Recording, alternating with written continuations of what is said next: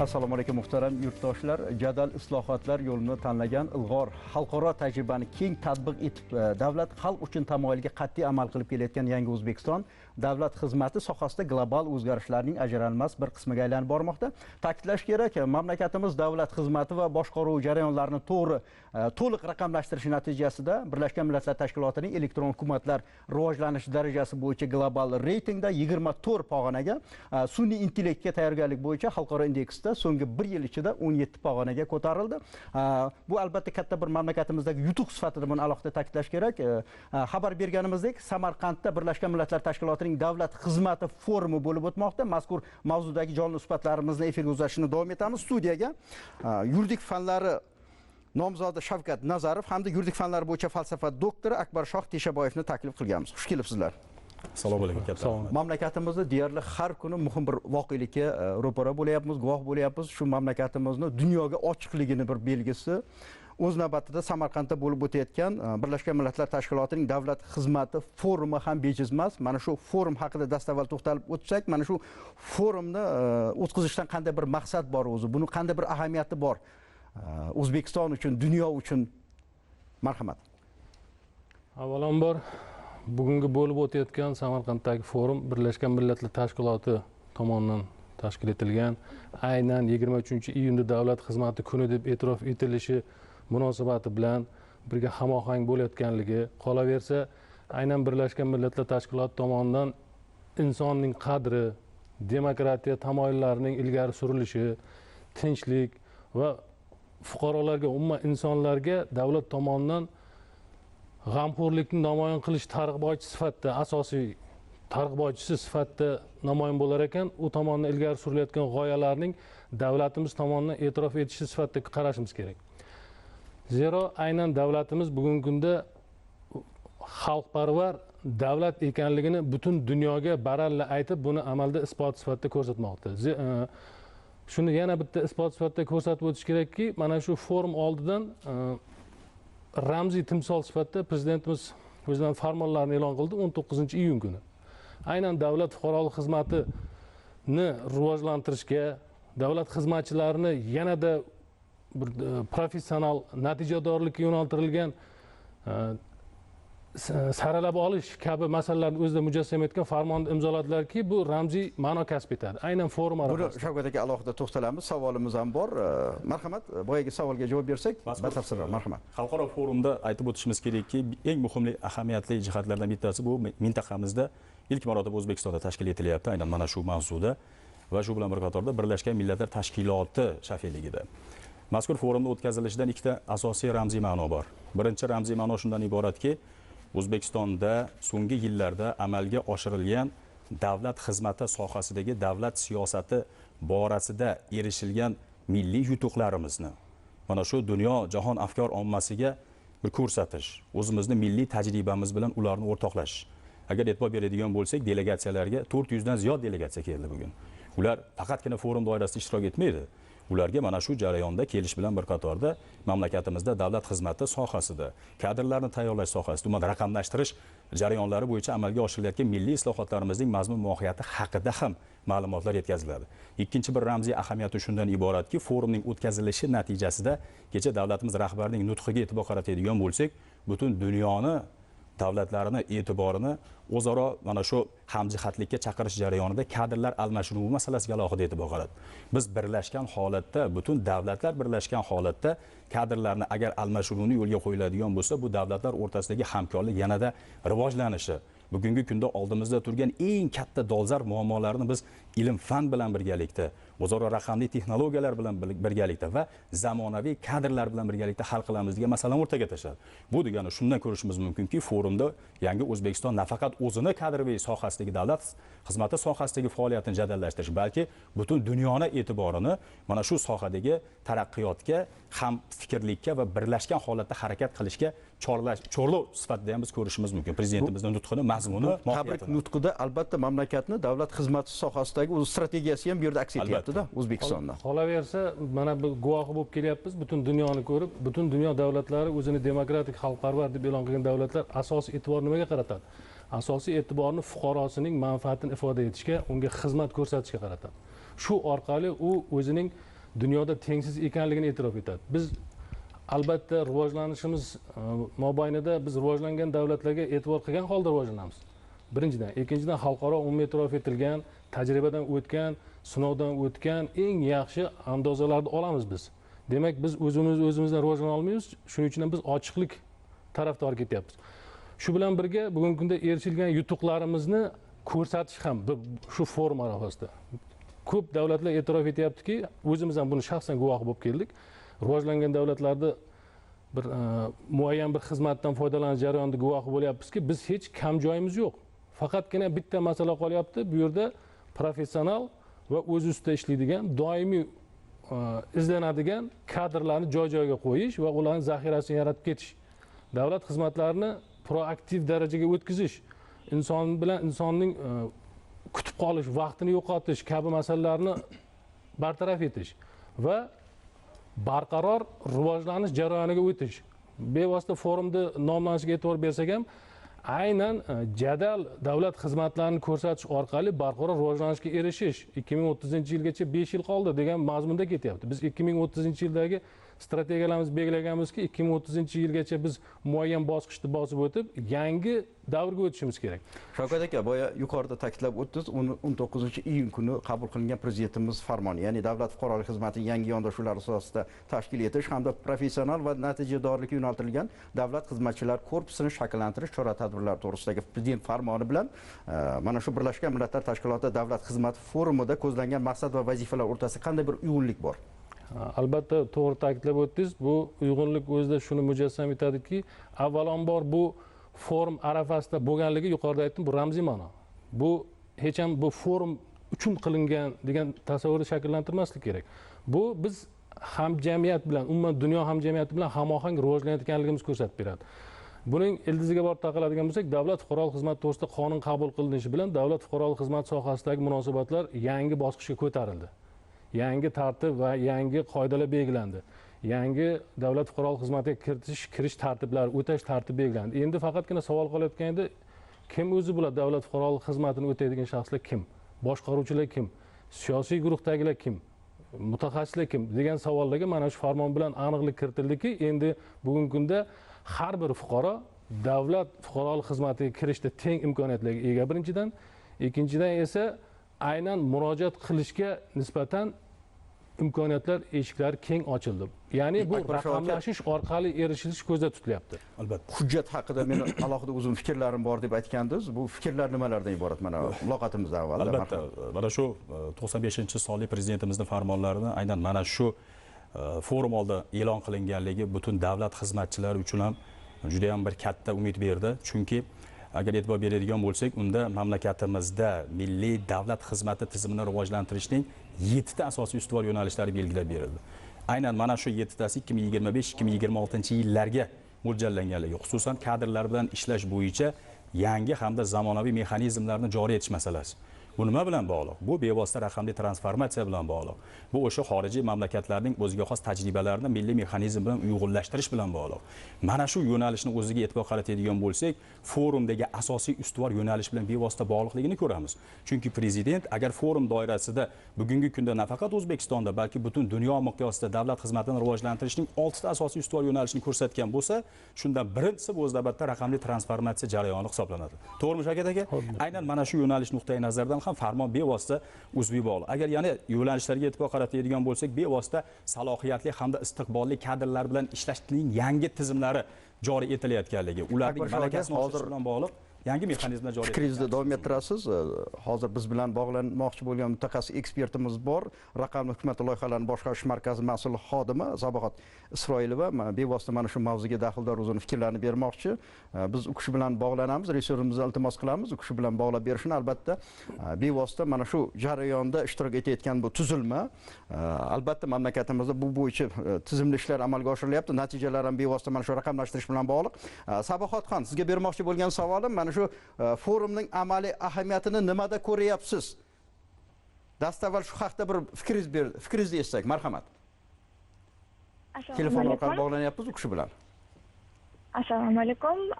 Forum haqida aytib o'tmoqchi. Bu forumning amaliy ahamiyati nimada sizning nazaringizda? amaliy ahamiyati bo'yicha aytsam, o'zi bu forum O'zbekiston tarixida ilk marotaba davlat boshqaruvi sohasidagi eng yirik tadbirlardan biri sifatida o'tkazilyapti. Ya'ni shu BMTning 2025-yilgi davlat xizmati forumida juda ham ko'plab rivojlangan masala bo'yicha mutaxassis ekspertlar o'zlarining fikrlarini berib boryapti. Doimiy ravishda fikrlar ko'p bu masalada. Albatta bu haqda ularning fikrlarini berish juda ham muhim bu platforma orqali. Sabohatxon, marhamat, eferdasiz. O'zbekistondagi shu o'tkazilayotgan BMTning 2025-yilgi davlat xizmati forumida barqaror rivojlanish maqsadlariga erishishga atigi 5 yil qolganda samarali, inklyuziv va innovatsion davlat xizmatlariga bo'lgan ehtiyoji tobora ortib borishi dolzarbligicha qolmoqda.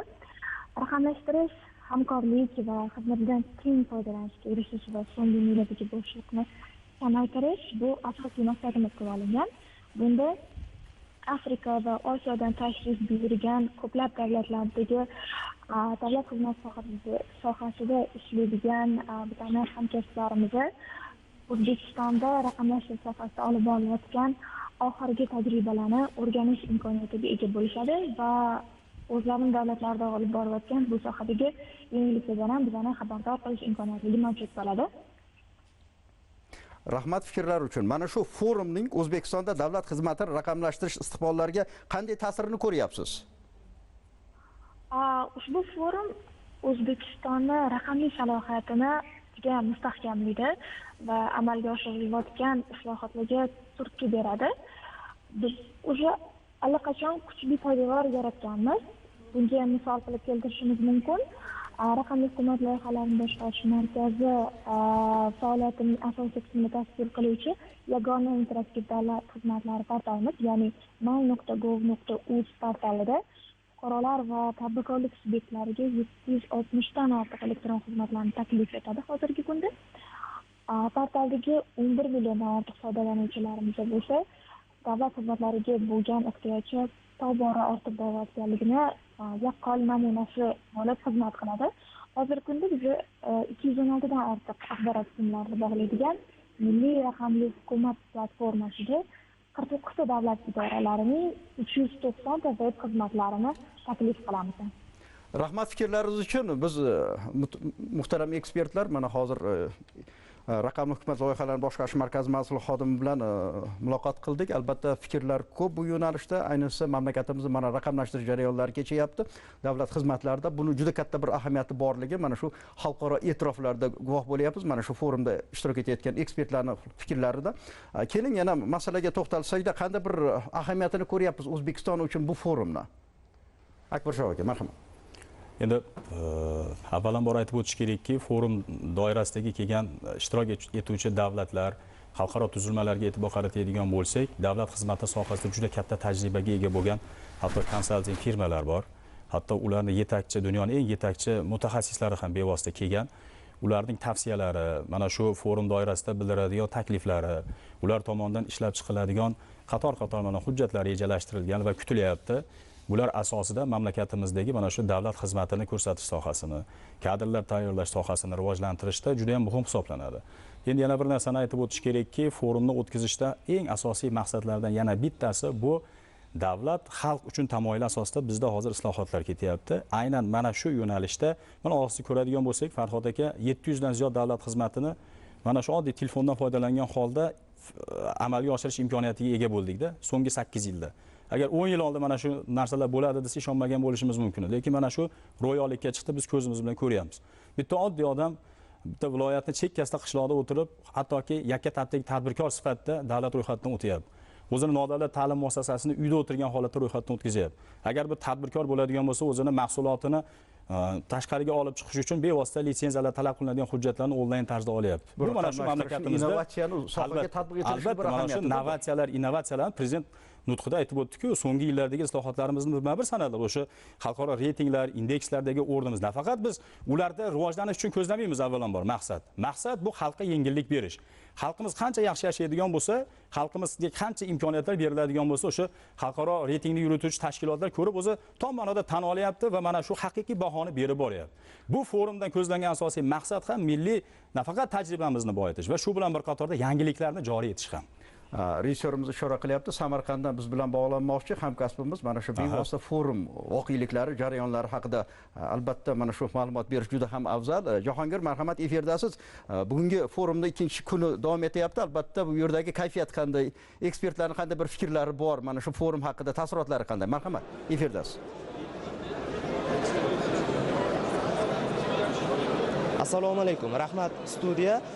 Birlashgan Millatlar Tashkiloti Davlat xizmat forumining ikkinchi kuni ham dolzarb muhim mavzular bilan boshlandi. Ya'ni birinchi muhim sessiya bu o'sha davlat xizmatini rivojlantirishda sun'iy intellektning o'rni, sun'iy intellekt texnologiyalarini tarmoqqa joriy qilish. Haqiqatan davlat xizmatini rivojlantirish oxirgi yillarda yangi bosqichga chiqdi. Ya'ni biz an'anaviydan raqamlashgan davlat xizmatlariga o'tib boryapmiz. Mana endi sun'iy intellekt kirib kelyapti davlat xizmatlarida.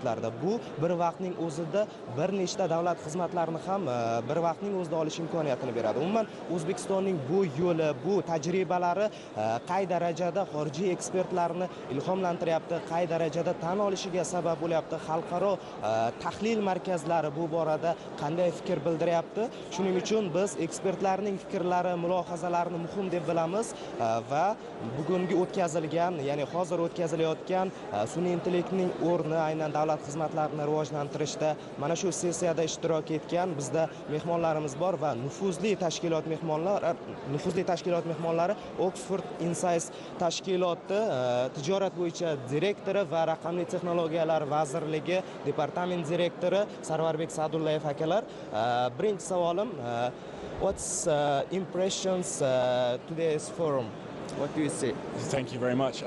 Yeah, today's forum's been really interesting. I think it's great to bring so many people together from all over the world to share their insights and their advice on how we can use artificial intelligence and digital government to really transform the lives of citizens, especially here in Uzbekistan, where the pace is really rapid and you can see changes happening, very quickly, which is very impressive. Also very nice to be in Samarkand, my first time here, and it's been a very warm and hospitable welcome. So yeah, it's a pleasure to be at the forum. Sarvarbek aka, nufuzli tashkilotdagi hamkorimizni fikrlarini to'ldirgan holatda nima deyapti va qanday o'zingiz qanday bo'ylaysiz? Bular William Hayes, o'sha Oxford Insights tashkilotining o'sha tijorat direktorlari. Ular aytayaptilarki, bugungi o'sha Birlashgan Millatlar Tashkilotining davlat xizmati forumi 25-yildagi forumi juda ham mazmunli o'tayotganini va shu bilan birgalikda hozirgina qo'shimcha qilib aytadigan bo'lsam, plenar sessiya bo'lib o'tdi va bu sessiyada William Hayes bilan birgalikda qatnashdik va ushbu sessiya davomida juda ham qiziqarli savollar ko'tarildi. Ya'ni davlat xizmatida qanday qilib turib hozirgi sun'iy intellekt davrida davlat xizmatlarida qanday qilib turib rivojlantirish va shu bilan birgalikda sun'iy intellektni bu tizimga qanday qilib joriy qilish bo'yicha juda ham maroqli suhbat bo'lib o'tdi va ushbu suhbat natijasiga ko'ra shu Birlashgan Millatlar Tashkiloti va arab davlatlaridan shu Muhammad bin Talih qatnashdilar va ular bilan hozirgi kunda bo'layotgan o'sha O'zbekiston va Birlashgan Arab Amirligidan birgalikda qilinayotgan 1 million sun'iy intellekt foydalanuvchilari platformasini haqida gapirib o'tdik. Shu bilan birgalikda William Hayes bilan birgalikda shu Oxford Insights bilan bizlar bularni ekspert sifatida, o'sha sun'iy intellekt rivojlantirish bo'yicha ekspert sifatida O'zbekiston 87-o'rindan 70-o'ringa ko'tarilganini alohida ta'kidlab o'tdik. Bu 17 pog'ona ko'tarilganligi va bundan keyinchalik qanday qilib bu narsani yanada rivojlantirib O'zbekistonni top 50 davlatlar qatoriga kiritish haqida ham alohida gaplashib o'tdik. Forumlarda mehmonlar bilan qatnashasizlar. Bizni hamkor tashkilotimiz bu borada fikrlari qanday, ya'ni o'ziga xosligini qanday ko'ryapti? What do you think that what this forum is like speciality of this forum? Yeah, I think it is a very special forum. It's not like a forums that I've been to previously. You have, people who are really engaged in the subject coming together, sharing best practice, sharing their insights, and hopefully, using those insights and best practice to make practical change happen. That's really exciting. Shuni aytayaptilarki, bu forum o'zgachaligini ta'kidlab o'tyaptilar va shu bilan birgalikda har bir qatnashuvchi shu ish bilan jalbligi va forumda o'zini qilgan ishlari va kelajakda qilayotgan niyatlarini haqida alohida gapirib o'tishyapti va juda ham shu forum doirasida har bir davlat tashkilotlari, har bir qatnashuvchilar o'sha o'zini ishini professional ekanligini ta'kidlab o'tdilar. Katta rahmat sizga, thank you so much ma'lumotlar uchun. Rahmat Sarvar aka. Mana shunday muhim mavzularda bugungi tadbirlar ham davom etyapti. Navbatdagi soatlarda ham muhim ma'lumotlarni yetkazib boramiz. Rahmat studiya. Rahmat Jahongir bergan ma'lumotlar uchun. Bu kayfiyatni ko'ryapmiz. Samarqandda bo'layotgan tadbir, asosiy tadbir bo'lib o'tayotgan jarayonlar bevosita. Juda ko'p mutaxassis ekspertlarning bu tadbir haqida fikrlari ko'pda. Hozir rejissyorimiz ishora qilyapti. Yana bir mutaxassisimiz Dayler Valijonov qisqa bir fikrni bermoqchi ekan. Imkoniyat yaratib bersak, keyin yana muloqotimizni davom ettiramiz. Dayler, marhamat, Dayler bilan biz bog'lanamiz. Yaxshimisiz? Ushbu forumni kuzatib boryapsizmi? Qanday qabul qilyapsiz voqelikni mana shu forumni siz? Yurist mutaxassis sifatida. Assalomu alaykum Farhod aka, hurmatli ekspertlar. Haqiqatda mana bugungi kunda ta'kidlash o'rinliki, global tahdidlar xavf solayotgan bir paytda o'sha iqlim o'zgarishi, inson va tabiiy resurslarning taqchilligi bir sharoitida, kiber tahdidlar mavjud bo'lgan sharoitda deylik mana shu davlat xizmati va boshqaruvini raqamlashtirishga bo'lgan ehtiyoj va bu yo'nalishda albatta yurtimizda olib borilayotgan ishlarni ta'kidlash o'rinli bo'ladi. Shu nuqtai nazardan Samarqand forumi ham bu yo'nalish bo'yicha juda katta xalqaro muloqot maydoniga aylanmoqda. Shu nuqtai nazardan aytganimizda albatta O'zbekistonni mana shu Birlashgan Millatlar Tashkilotining turli reyting va indekslarida yuqori natijalar ko'rsatayotganligi va xalqaro darajada e'tirof etayotganligi va sun'iy intellektga tayyorgarlik bo'yicha xalqaro indeksda so'nggi 1 yilning ichida 17 pog'ona yuqorilaganligini ham alohida ta'kidlab o'tish kerak. Va albatta mana shu forum doirasida mamlakatimiz tomonidan ilgari surilayotgan xalqaro darajadagi tashabbuslar ham qo'llab-quvvatlanmoqda. Xususan mana transformatsiya sharoitida global bilim markazini ochish tashabbusi yoki mana yosh liderlar xalqaro maktabini tashkil etish kabi tashabbuslar ham ishtirokchilar tomonidan qo'llab-quvvatlanmoqda. Bu kabi forumlarning aynan mamlakatimizda tashkil etilishi xalqaro va mintaqa darajada mamlakatimizning nufuzini yanada oshirishga va bu yo'nalishda aytish mumkinki, ilg'or mamlakatlar tajribasini almashish va xalqaro hamkorlik yo'nalishini yanada taraqqiy etishiga o'ziga xos omil bo'lib xizmat qiladi desak adashmagan bo'lamiz. Rahmat fikrlar uchun. Albatta biz mana mutaxassis ekspertlar haqida mana fikrlarni berib boryapmiz. Juda ham muhim. Biz studiyaga qaytamiz. Albatta mana shu forum haqida so'z yuritganda buni albatta xalqimiz uchun, mamlakatimiz uchun bir ahamiyatini qanday bir ahamiyati bor degan bir savol paydo bo'ladi. Shu haqida bir qisqa bir umumiy ma'lumotlar bersak, marhamat. Ko'rib guvoh bo'lib turibmizki, mutaxassislarning fikridan mas'ul shu yo'nalishdagi mas'ul shaxslarning fikrlaridan ko'rib turibmizki, jarayon biz uchun bir katta ko'zgu vazifasini ham bajarib beryapti. Erishgan yutuqlarimizga nisbatan xalqaro hamjamiyatning munosabati, erishgan yutuqlarimiz o'zimizniki deb davlat rahbarimiz takrorlab keladi. Erishgan yutuqlar o'zimizniki. Faqat biz kamchiliklarni bartaraf qilib borsak, biz hayotimiz farovonlashib, xalqimizga biz munosib xizmat ko'rsatib boramiz. Zero xalqimiz bizdan faqat shuni kutyapti. Adolat kutyapti, farovon hayot kutyapti. Biz uni ta'minlab berishimiz kerak deydi. Shuning uchun ham xalq davlat idoralari uchun emas, davlat idoralari xalq uchun tamoyili bugungi kunda tizimli ravishda joriy qilib borilmoqda. Akbar Shoh aka, mana xulosa fikrlar, marhamat. Eng muhim jihatlardan bittasi prezidentimiz mana shu forumda uzluksiz ta'lim tizimini rivojlantirish va rahbar kadrlarni tayyorlash bo'yicha xalqaro tajriba bilan uyg'unlashgan holda o'zaro tajriba almashish mexanizmlarini yo'lga qo'yishni taklif etdi. Va shu bilan bir qatorda esa prezident tomonidan har safar mana shu xalqni, davlatni manfaatini ko'zlagan holda shu bilan bir qatorda esa xalqaro maydondagi munosabatlarni yanada rivojlantirishga qaratilgan muhim ikkita taklifni bildirdilar. Bundan bittasi bu davlat xizmatida raqamli transformatsiya bo'yicha global bilim markazini ochish masalasi yoki mana ikkinchi taklif xalqaro yosh yetakchilar maktabini tashkil etish bilan bog'liq. Mana shu ikkita taklifning amalga oshirilishi bu o'z navbatida O'zbekistonda davlat xizmatini yanada rivojlantirish, salohiyatli, iqtidorli kadrlarni kelgusida tayyorlash, mana shu xalqqa tom ma'noda xizmat qiladigan, qandaydir bir yomon illatlarga berilib qolmasdan faqatgina xayolida, o'yida, fikrida davlatni ravnaqi, elga xizmat qilaman, xalqning duosini olaman deydigan kadrlarni tayyorlashgan bu bevosita xizmatlar va shu bilan bir qatorda esa mana shu markazlarni bevosita Toshkentning nimasida tashkil qilinishi yoki mana forumning o'zini mana Samarqandda o'tkazilishini o'zi ham juda katta ramziy ahamiyatga ega. Sivilizatsiyalar chorrahasi bo'lgan mamlakatimiz, sivilizatsiyalarning markazi bo'lgan Samarqandda mana shunday muhim global masalalarning muhokama qilinishi yangi O'zbekiston so'nggi yillarda tom ma'noda o'zida milliy tajribadan o'tgan mana shu nimalar bilan, tashabbuslar, takliflar bilan butun dunyoga yuzlanayotganligi va shu bilan bir qatorda esa butun nafaqat o'zining taraqqiyotini, balki O'zbekiston o'zining taraqqiyotini jahon taraqqiyoti bilan uyg'un ravishda ko'rayotganligini prezidentimizning nutqi mana shu joyga kelgan ekspertlarning fikrlari nuqtai nazaridan ham ko'rishimiz mumkin. Albatta, mana qisqagina faqat men ta'lim muassasasida faoliyat yuritganim uchun hozir gaplardan ilhomlanib ketdimki, o'qiyotgan talabalarda ishonch paydo bo'lyaptiki, mana top 100 dastur orqali zaxiraga kirish va kelajakda rahbar lavozimiga kirishga nisbatan ishonch shakllanyapti. Rahmat fikrlar uchun. Biz bu mavzudagi muloqotlarimizni navbatdagi dasturlarimizda ham davom ettiramiz. Tashrif uchun bildirgan fikrlar uchun minnatdorchilik bildiramiz. Muhtaram teletomoshabinlar, O'zbekiston 24 telekanali o'z dasturlarini davom ettiradi. E'tiboringiz uchun rahmat.